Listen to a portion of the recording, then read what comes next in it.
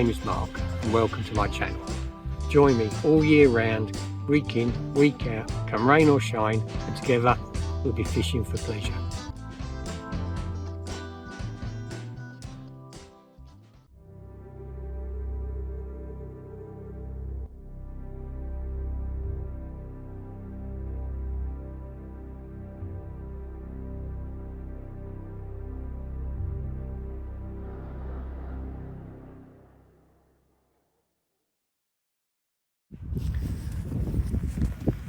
Well, the first thing you were trying today is not looking too clever.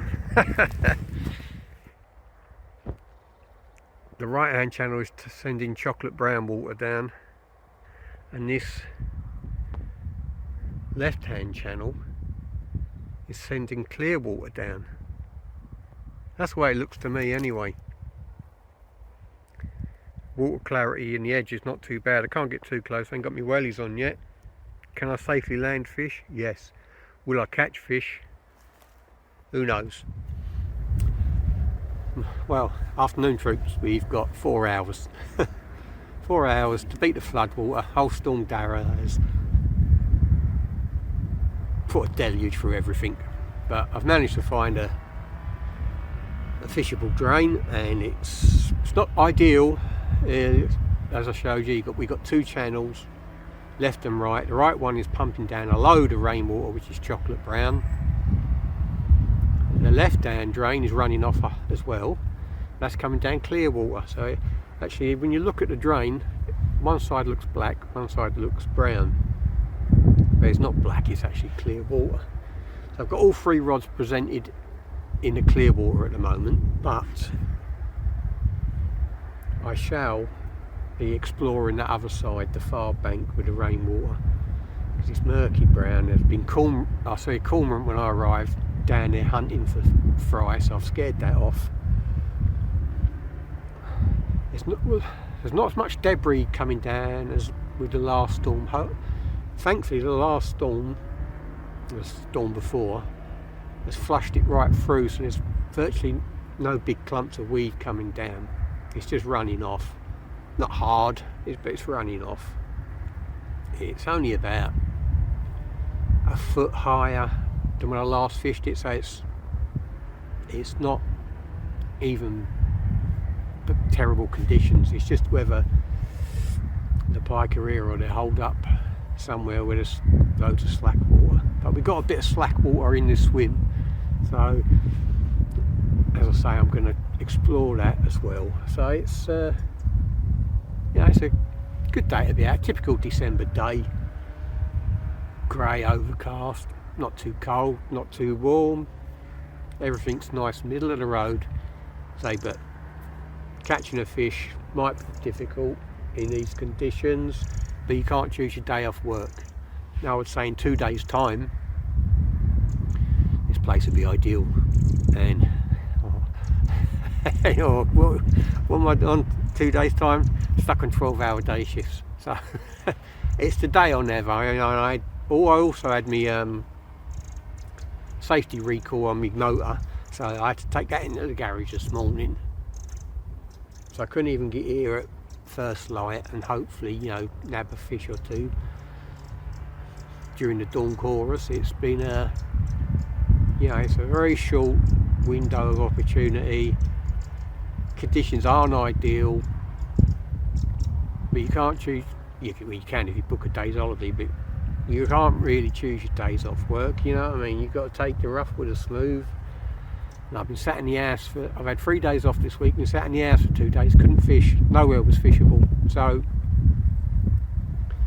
as I say, I took the car to the old garage this morning, and I thought, a little drive around. And if this weren't fishable, I would have gone to a smaller drain somewhere else, which would have been. So I'm taking a gamble on here, on its past reputation. It hasn't produced a good big fish for a long time, I don't think, down this end. You used to get a hell of a lot of pressure. I mean, 20 years ago, you would have, you'd have been struggling to get on a swim down this end any day of the week, let alone after it produced a big fish or 2. So day like this, I'm just hoping for some sport, hoping for a bend in the rod, you hear the old beep beep beep beep beep beeps and the old alarms and the floats going. That's all you want when you go fishing most of the time. I mean, we do set out to catch big fish, but it's not always possible. As I always say, you've got to fish what's in front of you. Well, I don't even know if there's anything in front of me. Let's find out. Welcome back to the channel, troops. Let's catch some pike.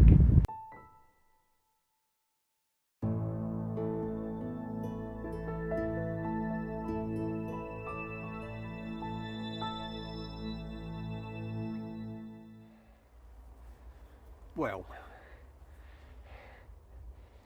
it's the old 2-hour update and nothing much to report, although I've just seen some activity down by my right hand rod. There's definitely something there moving around in the upper layers, chasing stuff down. So I've reeled in my static dead, which was a roach, and I've put on a paternostered roach. So I've changed the rig completely. I've got that roach higher up in the water. Got me hot drink, so I've got that roach higher up in the water where I saw the activity. So now I've injected it with some Predator Plus as well. So it's waving around in that flow, hopefully oozing out attractants, and hopefully we'll get a take.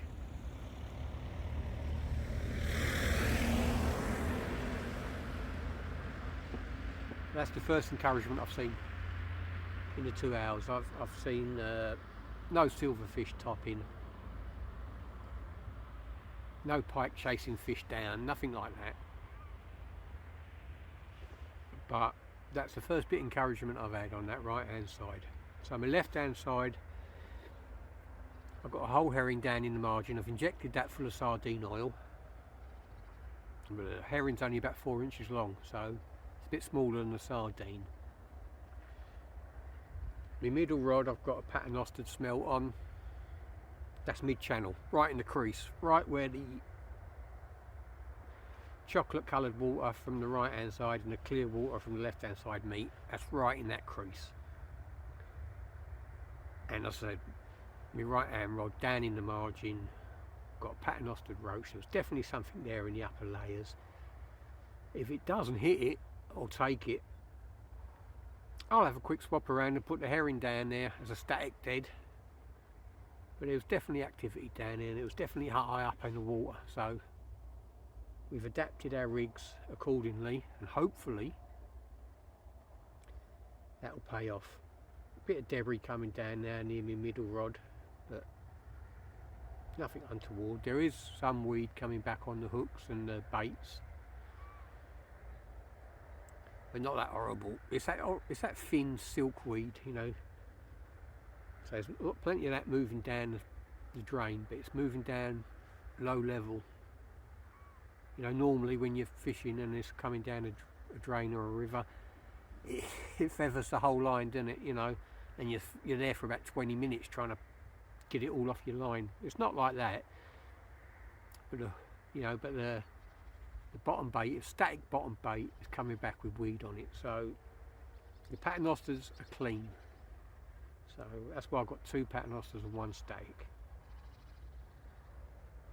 That's the only encouragement I've had is that, and you know, I've been watching the old kingfishers go up and down, the egrets flying around, but no fishing action. Let's crack on. Gonna have my hot drink, keep me warmed up, and then hopefully we'll have a bit of action for you.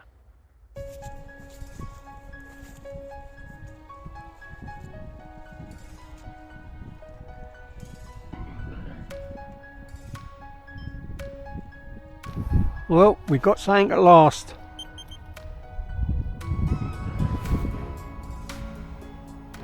Whole herring.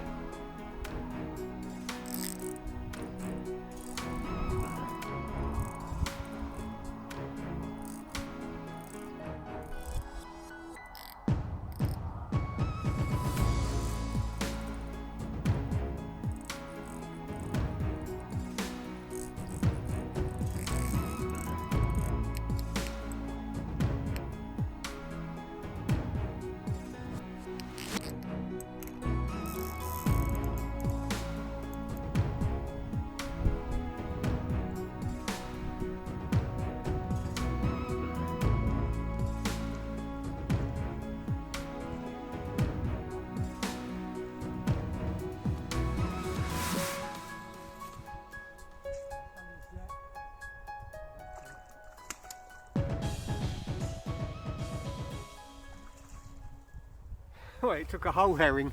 Didn't touch the I assume it's the same fish. Didn't touch the paternostered roach, a small bait. I put a great big herring down in front of it. He eventually wolfed it down. Look at that little baby. But we've beaten the flood waters. We've got ourselves a pike. We'll get this one back. You can have a bait out there where there's a little one, there might be a big one. There you go.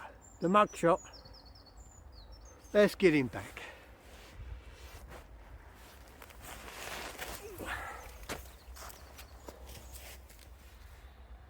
Well, I've just had my licence checked again. They've really upped their game this season. This is fifth, maybe sixth time I've been checked this season. And you considering you could go 5 or 6 times would probably take you 20 years to be checked in the past. So, you know, it's they've really upped their game in my neck of the woods, which I'm really pleased about. Long overdue. So we've had our licence checked, everything hunky-dory. I had to hold my phone up like that because it's electronic now and it'd get a signal. There's not many signals up here. So I get my mobile signal showing me electronic licence. Everything's good. We've we turned up midday. We've had a jack. Now you might think, well, it's only a jack. Is it really worth it? But that run could have quite easily, at this venue, it's venue dependent, but that run could have quite easily been a 20 or a high double. You know, it's, you know, I hate old, well, you know, I like an old saying, but you can't catch at home, you know, and so I had to go out. So I sod it, put the gear in the car. I mean, I drove around in it was my first port of call. If this had been unfishable, I would have gone somewhere else. If that had been unfishable, I would have gone home. But I had 3 days off this week, and the first 2 days, rivers, you couldn't touch them, rivers or drains, you just couldn't touch them. And you know, I was starting to get under everybody's feet at home, starting to get on the wives' nerves. For the sake of the marriage, I had to go fishing. So we're out, we've had a fish, that's the main thing. It's not been, you know, it's no earth-shattering specimen, you know, but it's a fish and it ain't dark yet, so we've still got about an hour to go. So the last hour could produce a beautiful fish. I've had a jiggle around again, so my left-hand rod has gone over to the point where the slack water is. They're sitting there. That's a paternostered roach. The middle rod has gone right over to the far bank down the right hand margin, so it's right over the other side in front of a reed bed. And my right hand rod, my margin rod, is still there. That's the one we had to fish on. That's the one where we saw the activity. Again, that's another herring injected with sardine oil. But we've had a fish, that's the main thing. We've had our licence checked, we're all legal, all above board. And we're out of the house and we're out of the wife's warpath, most important. Let's catch some fish.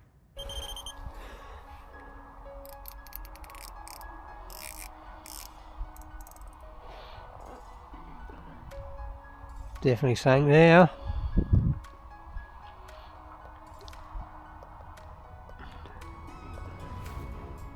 Well, it could be a small fish again.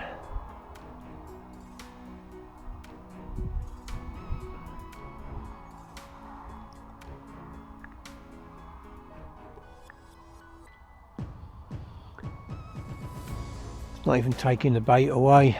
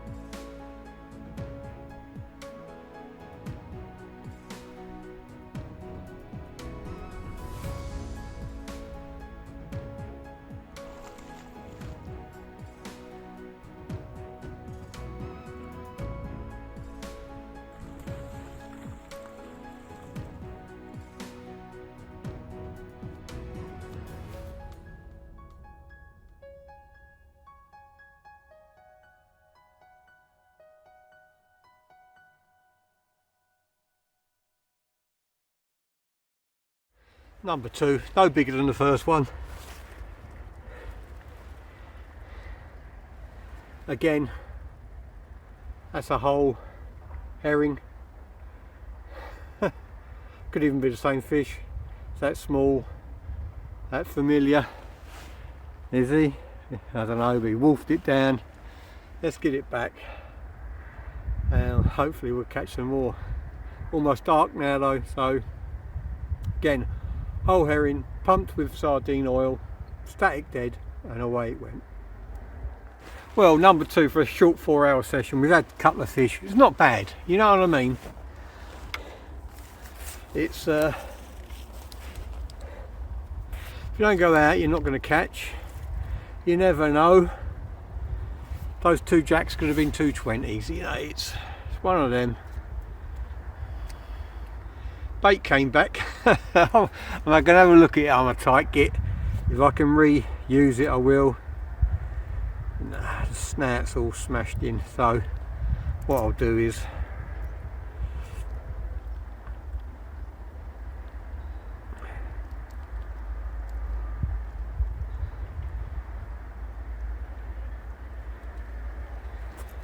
reuse it, get it out there. That's my setup, in case anyone doesn't know.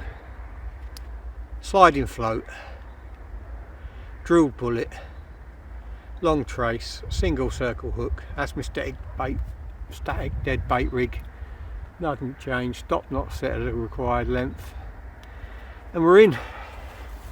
We've had, that's 2. I mean, they're only jacks, but you can only catch what's in front of you. If there was 220s in front of me, I'd have had them, wouldn't I? So this is going back out on the same spot. We've had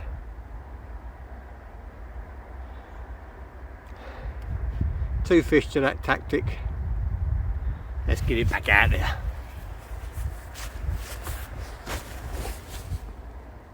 So it's almost dark. Let's watch our footing.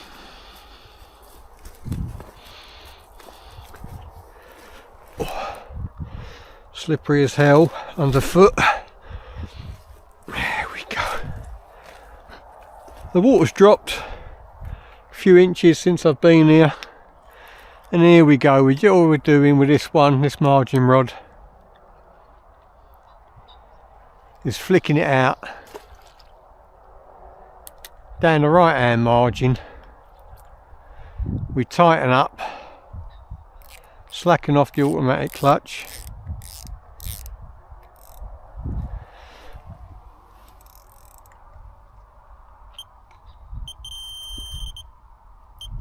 tighten it up so there's no line in the water, and that's ready to go. The other two not been touched. Right, we've got one on. I've just cast that out.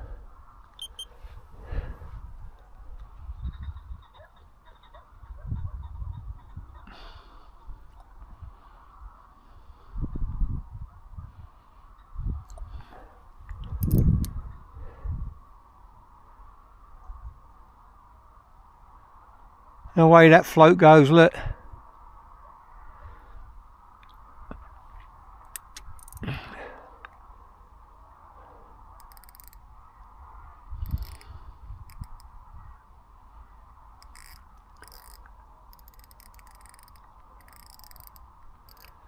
There's enough slack there now. Go on, take that bait.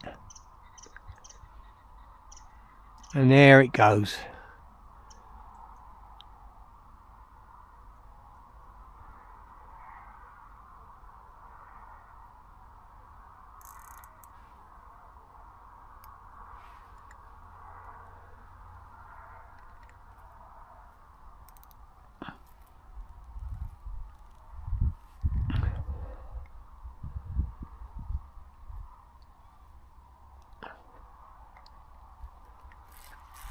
Nice, come off.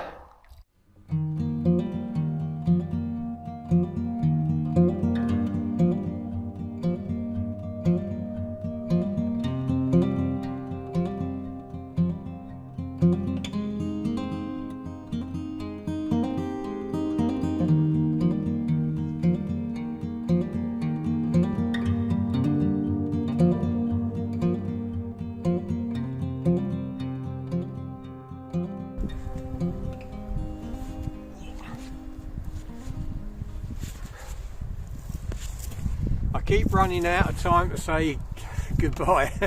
It gets dark so quick this time of year.